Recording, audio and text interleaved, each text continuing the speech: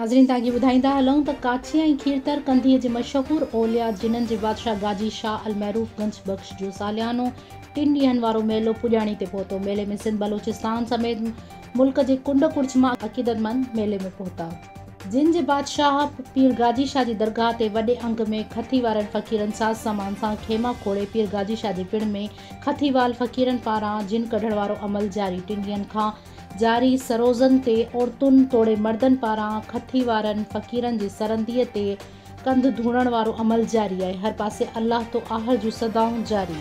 Report Mushtaq Ali Rodnani के मुताबिक़ गाजी शाह जे मेले में मिठाई जा दुकान, रांदीकनि जा दुकान ऐं सर्कस, झूला, मौत जो खूह समेत जुबली सर्कस ऐं किताबनि जा स्टॉल पिण लॻाया विया। मेले में पहुचंदड़ अक़ीदतमंदनि ऐं ज़ाइरीन लाइ रिहाइश, खाद खुराक समेत पीअण जो साफ़ पाणी जी सहूलियत मुयसर न हुअण करे ज़ाइरीन सख़्त मुश्किलातुनि खे मुंहुं ॾियण लॻा, जॾहिं त मेले में कंहिं बि अणवणंदड़ वाक़िए खे मुंहुं ॾियण लाइ सिक्योरिटी जा इंतज़ाम अणपूरा।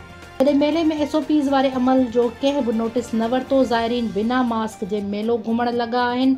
ज़ाइरीन तोड़े फ़क़ीरनि पारां SOPs वारे अमल खे ॾे छॾियो। ॿिए तरफ़ औक़ाफ़ खाते जी बि गाजी शाह जे मेले में का बि एक्टिविटी नज़र न आई।